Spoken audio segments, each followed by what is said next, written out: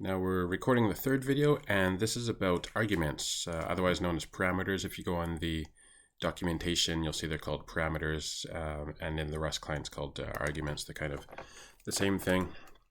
And an argument is basically the same as in Rust. Like if you have a function here, some function, and there you go. There's an argument.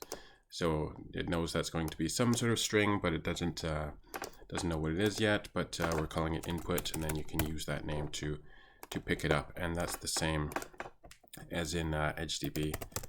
And just to show you what it looks like in the REPL. So you can do, for example, with name equals my name, select name. So that's just a regular query without any arguments. And if you want to change it to an argument or a parameter, then you can say name, and then you go select name, you give it that $sign notation, and what did I do? Oh, right, you need to give it a cast. So that's the same as when you have a function, like this is going to be a string here as well. EdgeDB is strict, so it needs to know what is coming in and what's going on. That's right. Okay. So name, you go my name, and then it picks it up. So that is the way you do it inside the REPL, and then inside the client. So it's kind of interesting because technically you can pass in a stir. Like if you look here, the queries that we did before, it always had this this empty tuple at the end, and that's the way you say that there are no arguments, no parameters. And you can technically do the same if you want to. If you just format a string, then you can kind of get away with not using arguments, even though it's less convenient. I'll just show you what I mean by it's kind of less convenient. Is, let's say, so imagine you just want to write it out as a string, and you can do this. This is fine, but just to show what it's like.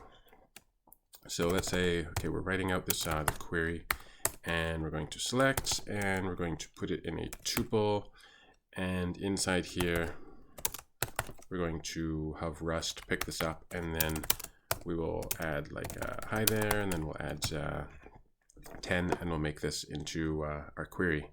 And you can see the first thing that happens is it Rust tells us, it sees this this one curly brace, and it thinks that it's going to be part of the format string, like we're going to use it to pick up an argument. But no, we're just giving it a curly brace so that it can be sent as a curly brace inside a string. And so it says you can escape it using 2 curly braces, and that's the way Rust works. And so we'll do that. So there you go. Now we have a query. However, this is going to fail, and I'll show you why. Res equals client.query required single, and let's say it's going to be a value, because that's the easiest to work with when we're await.unwrap, and then the query has to be a stir, so we'll give it a reference. And arguments, we're getting around arguments by making this string, and then we're going to print out the res.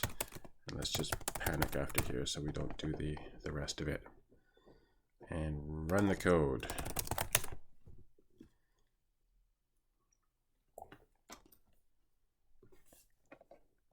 And we're going to get an error. And what it is,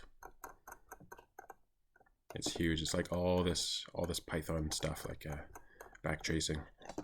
So there it is. Unexpected token ident there. So what happened is it saw this, and it doesn't know that this is a string. All it saw was there's a token called hi, then there's a space, and then it goes to the next token, and it's called hi, and doesn't know what to do. So what you have to do in that case is put these quotes around it so that it knows that it's a string, and then it's going to work, I think. Yeah, so it worked. So you can see we got a tuple back, and then there's a stir there, and then hi there, and then int64. So it did pick it up. And then we can also, let's say we want to make it into an int 32. So you can just, make this string, and then it will pick it up and it will recognize it. So that is, there we are, int 32. So there you go. That's if you don't feel like using arguments, you can always do that, but arguments are actually a little bit easier. And so let's just do the same query without an argument, or without format string, I mean. So let's say the query is now going to be, so the first thing we don't need to do anymore is this, because we're just going to, type out what the query looks like. It's not a format string, so it's not, it doesn't care about these brackets. And so we're going to have a tuple here, and we're going to call this 0 and 1, and then we have to give it the type. So we say this is going to be a string, and this is going to be an int 32. And then what we do instead of this is we put them inside here. So we can say hello there, and then we can do 10. And that is going to work.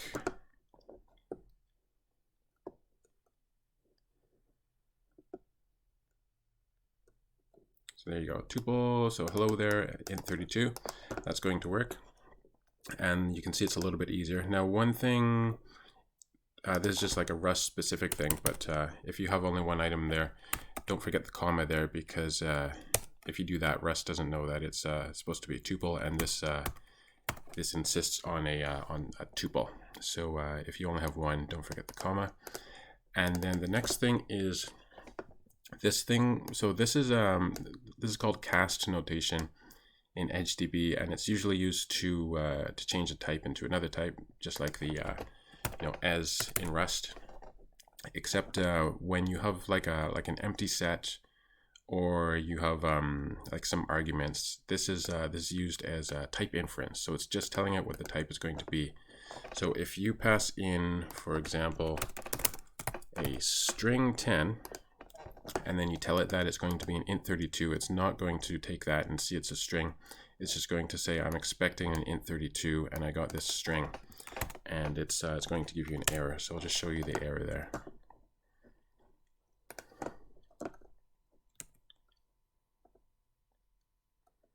And there you go. So it says error inner blah blah blah blah blah, messages unexpected type, and then it goes into this big number, expected standard stir. So this is saying it got a so this is from the client. So the client is saying we got back this something from the database, which is an int. This is actually an int 32, and expect it to get back a stir because that's what we gave it.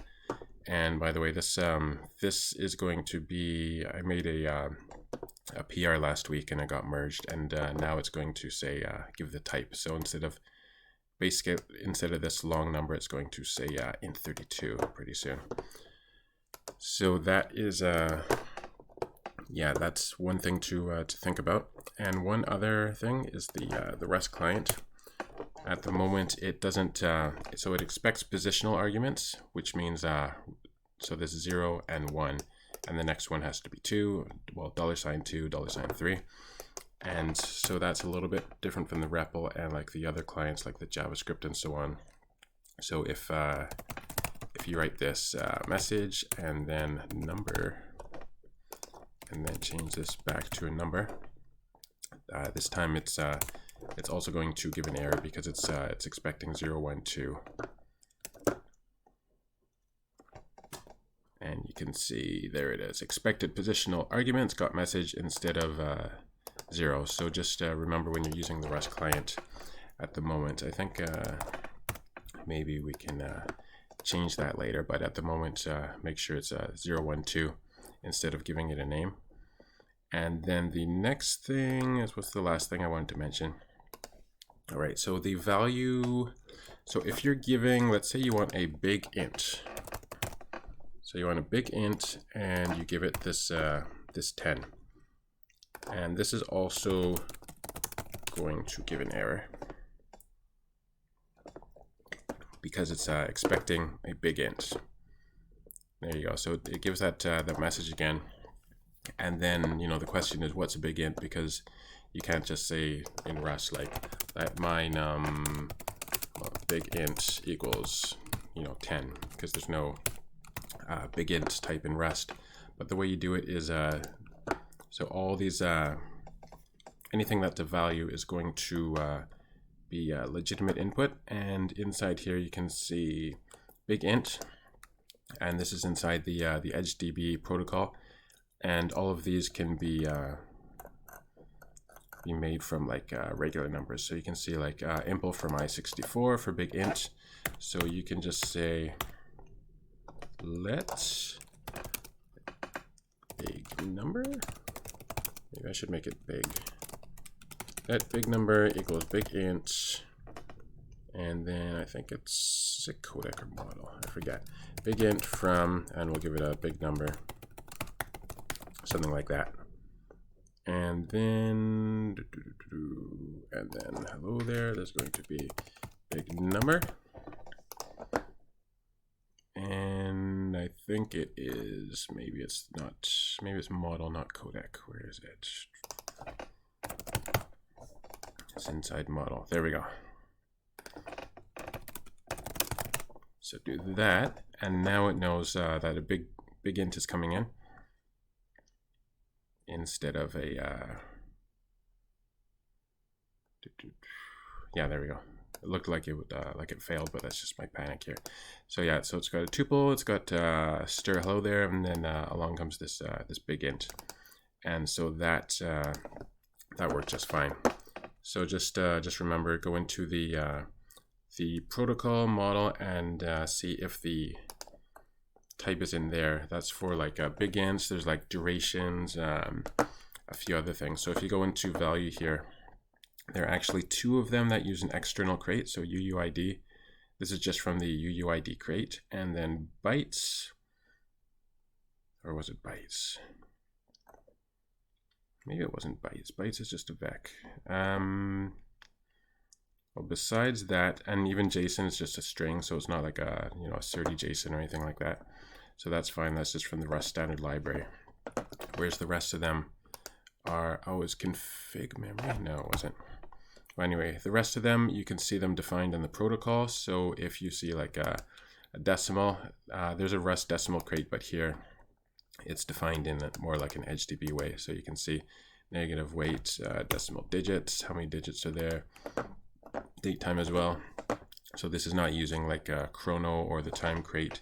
It's the EdgeDB protocol. So most of them, if you and even duration. So it's not you know, Rust has its own duration, but you know, there's some reasons to use the EdgeDB way inside the protocol here. So if you just scroll through, you can see they're pretty easy, quite clear, and so you can. Then there's like use. Most of them implement from for some pretty normal Rust types. So there's no difficulty in any of that. So that, and I think arguments. I think it takes up to 12, if I remember correctly. And so yeah, that is a basic intro to how to use arguments.